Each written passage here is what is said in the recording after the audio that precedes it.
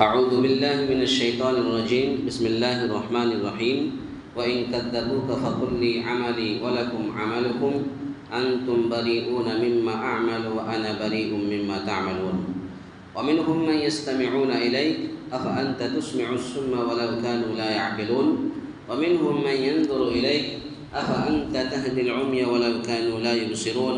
إن الله لا يظلم الناس شيئا ولكن الناس أنفسهم يظلمون۔ اللہ رب العالمین نے ارشاد فرمایا وَإِن كَذَّبُوكَ فَقُل لِّي عَمَلِي وَلَكُمْ عَمَلُكُمْ، اگر آپ کو جھٹلاتے رہیں تو آپ کہہ دیجئے کہ میرے لیے میرا عمل، تمہارے لیے تمہارا عمل ہے۔ انتم بریئون مما اعمل، تم میرے عمل سے بری ہو اور میں تمہارے عمل سے بری ہوں۔ ومنہم من یستمعون الیک، اور ان میں سے بعض ایسے ہیں جو آپ کی طرف کان لگائے بیٹھے ہیں، کیا آپ بہروں کو سنا سکتے ہیں اگرچہ وہ نہ سمجھتے ہوں، عقل نہ رکھتے ہوں۔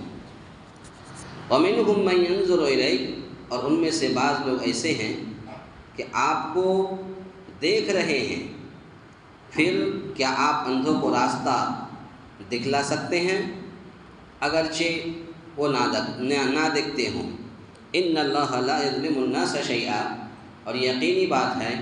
کہ اللہ تعالیٰ لوگوں پر کچھ بھی ظلم نہیں کرتا ہے، لیکن لوگ خود ہی اپنی جانوں پر ظلم کرتے ہیں۔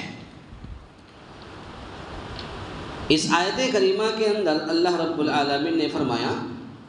وَإِن كَذَّبُوكَ فَقُل لِّي عَمَلِي، کہ اگر آپ کو جھٹلاتے رہیں تو آپ کہہ دیجئے کہ میرے لیے میرا عمل، تمہارے لیے تمہارا عمل۔ یعنی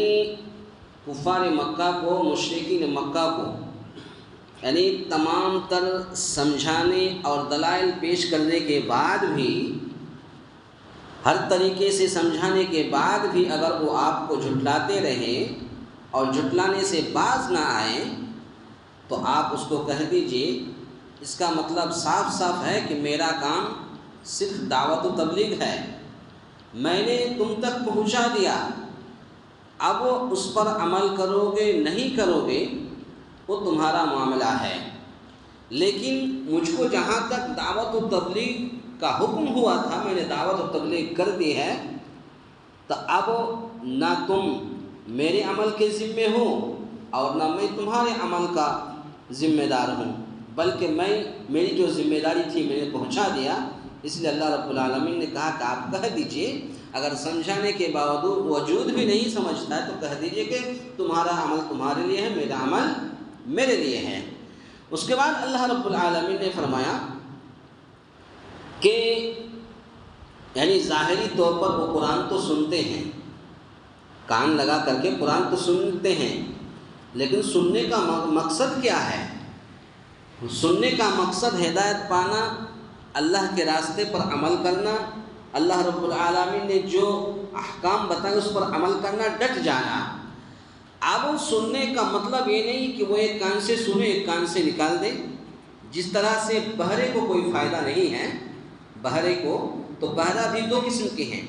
ایک غیر عاقل ایک عاقل۔ عاقل اس بہرے کو کہتے ہیں، بہرا تو ہے لیکن اس کو ہاتھ کا اشارہ سے سمجھائیے تو سمجھ میں آ جاتا ہے، لیکن غیر عاقل جو بہرا ہے اس کو ہاتھ کا اشارہ کرنے کے باوجود بھی وہ نہیں سمجھتا ہے۔ تو ایسے ہی کفار مکہ، مشرکین مکہ ایسے ہی ہیں کہ وہ غیر عاقل بہرے کی طرح ہے، یعنی سمجھانے کے باوجود بھی وہ نہیں سمجھتا ہے، وہ بالکل ہی بے بہرا رہتا ہے، بے بہرا ہے۔ تو اس کے بعد اللہ رب العالمین نے فرمایا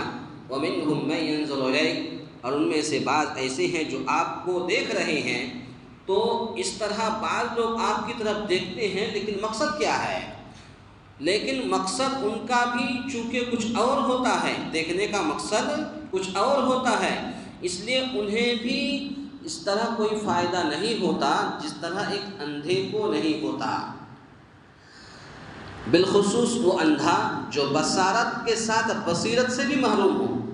ایک ہے بصارت، ایک ہے بصیرت۔ بہت سارے اندھے آپ کو ایسے مل جائیں گے، آنکھ تو نہیں ہیں لیکن اس کو آپ سمجھائیے تو اس کے دل میں بصیرت آ جاتی ہے، یعنی دل میں سمجھ لیتے ہیں، لیکن بصارت تو نہیں ہے۔ لیکن یہ کفار مکہ، مشرکین مکہ، یہ نہ بصیرت ہے اور نہ ہی بصارت ہے۔ ایک تو آنکھ نہیں ہے، بصارت نہیں ہے، تو بصیرت بھی نہیں ہے۔ تو اسی کے تعلق سے اللہ رب العالمین نے فرمایا کہ جس طرح ایک اندھے کو نہیں ہوتا ہے، بالخصوص وہ اندھا جو بصارت کے ساتھ بصیرت سے بھی معلوم ہو، کیونکہ بعض اندھے جن کے دل کی بصیرت حاصل ہوتی ہے، یعنی دل سے وہ سمجھ لیتے ہیں، وہ آنکھوں کی بصیرت سے محروم ہونے کے باوجود بہت کچھ سمجھ لیتے ہیں،